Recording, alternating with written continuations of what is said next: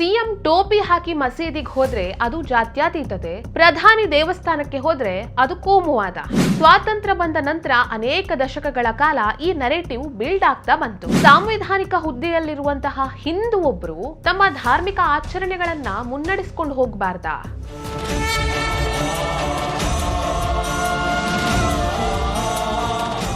Hindu political leader ದೇವಸ್ಥಾನಕ್ಕೆ ಹೋಗೋದೇ ತಪ್ಪ?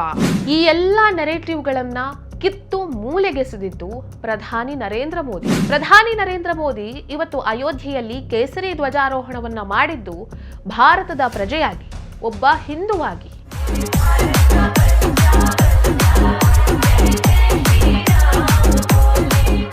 ನಮಸ್ಕಾರ.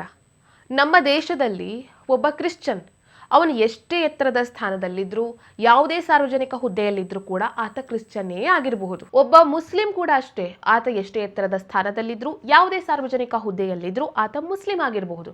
ಒಬ್ಬ ಬೌದ್ಧ ಆಗಿರಬಹುದು, ಪಾರ್ಸಿಯೇ ಆಗಿರಬಹುದು, ಸಿಕ್ಕೇ ಆಗಿರಬಹುದು. ಅವರವರು ತಮ್ಮ ತಮ್ಮ ಧಾರ್ಮಿಕ ನಂಬಿಕೆಗಳನ್ನ ಮುಂದುವರಿಸಿಕೊಂಡು ಹೋಗಬಹುದು. ಧಾರ್ಮಿಕ ನಂಬಿಕೆಗಳಿಗೆ ಅನುಗುಣವಾಗಿ ಅವರು ನಡ್ಕೊಳ್ಬಹುದು. ಆದ್ರೆ ಅದೇ ಒಬ್ಬ ಹಿಂದುವಾದವನು, ಎತ್ತರದ ಸ್ಥಾನದಲ್ಲಿದ್ದವನು ಅಥವಾ ಸಾರ್ವಜನಿಕ ಹುದ್ದೆಯಲ್ಲಿದ್ದವನು, ಆತ ತನ್ನ ಧಾರ್ಮಿಕ ನಂಬಿಕೆಗಳನ್ನ ಮುಂದುವರಿಸಿಕೊಂಡು ಹೋದ್ರೆ, ಆತ ತನ್ನ ನಂಬಿಕೆಗೆ ಅನುಗುಣವಾಗಿ ನಡ್ಕೊಂಡ್ರೆ ಆತ ಮಾತ್ರ ಕೋಮುವಾದಿ ಆಗ್ತಾನೆ. ಈ ರೀತಿಯ ಒಂದು ಕೊಳಕು ಮನಸ್ಥಿತಿಯ ವ್ಯವಸ್ಥೆಯಲ್ಲಿ ನಮ್ಮ ದೇಶ ನಡ್ಕೊಳ್ತಾ ಬಂದಿದೆ. ಭಾರತ ಅನ್ನುವಂತಹ ಒಂದು ದೇಶ ಸೆಕ್ಯುಲರ್ ಆಗಿದ್ದೇ ಇಲ್ಲಿರುವಂತಹ ಹಿಂದೂಗಳು ಬಹುಸಂಖ್ಯಾತರಾಗಿದ್ರಿಂದ. ಯಾಕಂದ್ರೆ ಮೂಲಭೂತವಾಗಿ ಹಿಂದೂಗಳೇ ಇಲ್ಲಿ ಸೆಕ್ಯುಲರ್ಗಳು. ಎಲ್ಲವನ್ನ ಸ್ವೀಕರಿಸುವ ಧರ್ಮ ಯಾವುದು ಅಂದ್ರೆ ಅದು ಹಿಂದೂ ಧರ್ಮ. ನಂಬಿಕೆ, ಅಪನಂಬಿಕೆ, ಆಸ್ತಿಕತೆ, ನಾಸ್ತಿಕತೆ ಯಾವುದೇ ಆಗಿರ್ಬೋದು, ಇವೆಲ್ಲವನ್ನ ಸ್ವೀಕರಿಸುವ ಧರ್ಮ ಹಿಂದೂ ಧರ್ಮ ಆಗಿರೋದ್ರಿಂದಾನೇ ಹಿಂದೂಗಳು ಸೆಕ್ಯುಲರ್ಗಳು ಅಂತ ವಾಜಪೇಯಿ ಅವರು ಅವತ್ತು ಹೇಳಿದ್ರು. ಆದ್ರೂ ಕೂಡ ಹಿಂದೂಗಳು ಕೋಮುವಾದಿಗಳು ಅನ್ನುವಂತಹ ಒಂದು ನೆರೇಟಿವ್ ಅವತ್ತಿನಿಂದ ಇವತ್ತಿನವರೆಗೂ ಬಿಲ್ಡ್ ಆಗಿತ್ತಲ್ವಾ? ಈ ಒಂದು ನರೇಟಿವ್ ಮುಂದುವರಿತಾನೆ ಬಂದಿತ್ತಲ್ವಾ? ಇದನ್ನ ಪ್ರಧಾನಿ ನರೇಂದ್ರ ಮೋದಿ ಅವರು ರಾಮ ಮಂದಿರದ ಮೂಲಕವಾಗಿ ಮೂಲೆಗೆಸ್ತಿದ್ದಾರೆ. ಈಗ ಸಾಂವಿಧಾನಿಕ ಹುದ್ದೆಯಲ್ಲಿರುವವರು ತಮ್ಮ ಧಾರ್ಮಿಕ ನಂಬಿಕೆಗೆ ಅನುಗುಣವಾಗಿ ನಡೆದುಕೊಳ್ಳುವಂಥದ್ದು, ತಮ್ಮ ಧಾರ್ಮಿಕ ನಂಬಿಕೆಯನ್ನ ಪಾಲಿಸುವಂಥದ್ದು, ಇದು ಅವರು ತಮ್ಮ ಹುದ್ದೆಗೆ ಮಾಡುವಂತಹ ಅಪಮಾನ, ಜಾತ್ಯತೀತತೆಗೆ ಮಾಡುವಂತಹ ಅಪಮಾನ ಅಂತ ಹೇಳಿ ಸೋ ಕಾಲ್ಡ್ ಸೆಕ್ಯುಲರಿಸ್ಟ್ಗಳು, ಸೋ ಕಾಲ್ಡ್ ಲೆಫ್ಟ್ ಲಿಬರಲ್ಗಳು ಹೇಳ್ಕೊಂಡು ಬಂದಿದ್ರಲ್ವಾ? ಇದನ್ನ ತೆಗೆದು ಹಾಕೋದಕ್ಕೆ, ಮೂಲೆಗುಂಪು ಮಾಡೋದಕ್ಕೆ, ಕಿತ್ತೆಸೆಯೋದಕ್ಕೆ ಪ್ರಧಾನಿ ಮೋದಿ ತರದವರು ಬರಬೇಕಾಯಿತು. ಈಗ ಪ್ರಧಾನಿ ಮೋದಿ ಅವರು ಅಯೋಧ್ಯೆಯಲ್ಲಿ ಕೇಸರಿ ಧ್ವಜಾರೋಹಣವನ್ನ ಮಾಡೋದ್ರ ಮೂಲಕವಾಗಿ ಈ ರೀತಿ ಬಿಲ್ಡ್ ಆಗಿದ್ದಂತಹ ಒಂದು ನರೇಟಿವ್ ಅನ್ನ ಮೂಲೆಗುಂಪು ಮಾಡಿದ್ದಾರೆ, ಅದನ್ನ ಕಿತ್ತೆಸೆದಿದ್ದಾರೆ. ಈ ಮೂಲಕವಾಗಿ ಸಿವಿಲೈಸೇಷನಲ್ ಪ್ರೈಡ್, ನಾಗರಿಕ ಹೆಮ್ಮೆ ಅನ್ನುವಂಥದ್ದೇನಿದೆ ಅದನ್ನ ಸಾಮಾನ್ಯೀಕರಣಗೊಳಿಸಿದ್ದಾರೆ. ಅವರವರ ಧರ್ಮವನ್ನ ಪಾಲಿಸೋದು ತಪ್ಪಲ್ಲ, ಇದರಲ್ಲಿ ಹಿಂಜರಿಕೆ ಬೇಕಾಗಿಲ್ಲ ಅನ್ನುವಂಥದ್ದನ್ನ ತೋರಿಸಿಕೊಟ್ಟಿದ್ದಾರೆ. ಸ್ವಾತಂತ್ರ್ಯ ಬಂದ ನಂತರ ಅನೇಕ ದಶಕಗಳ ಕಾಲ ನಮ್ಮ ದೇಶದಲ್ಲಿರುವಂತಹ ಈ ರಾಜಕೀಯ ವರ್ಗ ಏನಿದೆ ಅದು ಒಂದು ರೀತಿ ಒಂದು ನಿಬಂಧನೆಯಲ್ಲಿ ಬದುಕ್ತಾ ಇತ್ತು. ಅದೇನು ಅಂತ ಹೇಳಿದ್ರೆ, ಸಾಂವಿಧಾನಿಕ ಹುದ್ದೆಯಲ್ಲಿರುವಂತಹವರು ಸಾಂಸ್ಕೃತಿಕವಾಗಿ ತಟಸ್ಥವಾಗಿರ್ಬೇಕು ಅಂತ ಹೇಳಿ. ಅಂದ್ರೆ ಪ್ರಧಾನಿ ದೇವಸ್ಥಾನಕ್ಕೆ ಹೋದ್ರೆ ಅದಕ್ಕೆ ಮುಜುಗರ ಪಡ್ಕೊಳ್ಬೇಕಾಗಿತ್ತು.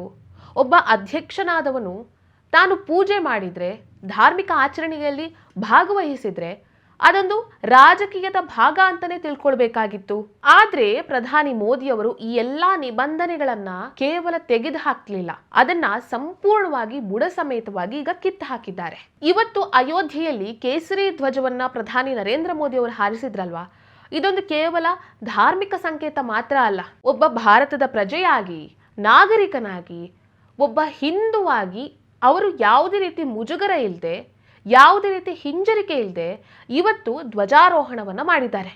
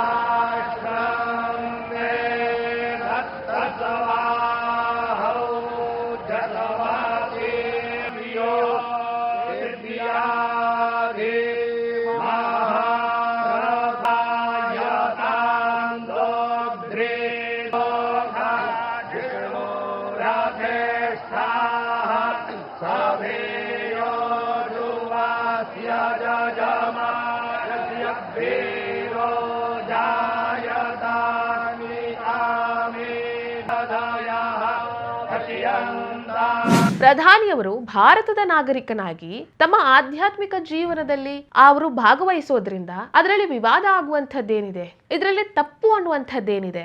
ನಾನು ಆಗ್ಲೇ ಹೇಳ್ದಾಗೆ ಸ್ವಾತಂತ್ರ್ಯ ಬಂದು ಅನೇಕ ದಶಕಗಳ ಕಾಲ ಕೆಲವರು ಏನಾದ್ರು ಅಂತ ಹೇಳಿದ್ರೆ ಪಾಶ್ಚಿಮಾತ್ಯ ಲೆಫ್ಟಿಸ್ಟ್ಗಳಿಂದ ಮಾರ್ಕ್ಸ್ವಾದಿ ವಿಚಾರಗಳಿಂದ ಪ್ರಭಾವಿತರಾಗಿ ಈ ಸೆಕ್ಯುಲರಿಸಂ ಅನ್ನುವಂಥದ್ದೇನಿದೆ ಇದನ್ನ ಭಾರತದ ಸಂಸ್ಕೃತಿಗೆ ಹೊಂದಿಕೆಯಾಗೋ ತರ ಮಾಡ್ಕೊಂಡು ಬಂದ್ರು. ಇದರಿಂದಾಗಿ ಹಿಂದೂ ಧಾರ್ಮಿಕ ಆಚರಣೆಗಳು, ಧಾರ್ಮಿಕ ಸಂಕೇತಗಳು ಇದೆಲ್ಲ ಕೂಡ ರಾಜಕೀಯವಾಗಿ ಬಹಳ ಅಪಾಯಕಾರಿ, ಇದೆಲ್ಲ ಕೋಮುವಾದ, ಬಹುಸಂಖ್ಯಾತವಾದ ಅನ್ನುವಂತಹ ಒಂದು ನರೇಟಿವ್ ಬಿಲ್ಡ್ ಆಗ್ತಾ ಬಂತು. जब हम अपनी पहचान भूलते हैं तो हम स्वयं को खो देते हैं और जब पहचान लौटती है तो राष्ट्र का आत्मविश्वास भी लौट आता है।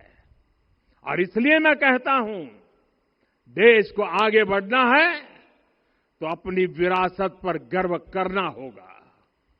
साथियों, अपनी विरासत पर गर्व के साथ साथ एक और बात भी महत्वपूर्ण है और वो है ಗುಲಾಮಿ ಕಿ ಮಾನಸಿಕತಾ ಸೆ ಪೂರಿ ತರ ಮುಕ್ತಿ.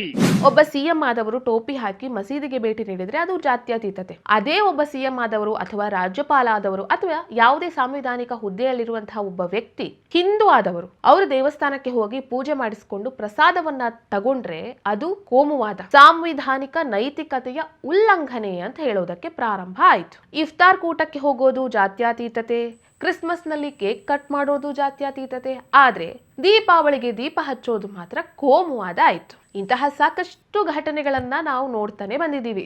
ಆದ್ರೆ ಈಗ ಈ ನರೇಟಿವ್ ಬದಲಾಗಿದೆ. ಪ್ರಧಾನಿ ಮೋದಿಯವರು ತಾನೊಬ್ಬ ಭಾರತದ ಪ್ರಜೆಯಾಗಿ, ತಾನೊಬ್ಬ ಹಿಂದುವಾಗಿ ತನ್ನ ಧಾರ್ಮಿಕ ಆಚರಣೆಗಳನ್ನ ಆಚರಿಸೋದಕ್ಕೆ, ಪಾಲಿಸೋದಕ್ಕೆ ಯಾವುದೇ ರೀತಿ ಹಿಂಜರಿಕೆಯನ್ನ ಮಾಡ್ತಾ ಇಲ್ಲ. ತಮ್ಮ ನಂಬಿಕೆ, ಆಚರಣೆಯನ್ನ ಅವರು ಪಾಲಿಸ್ತಿದ್ದಾರೆ.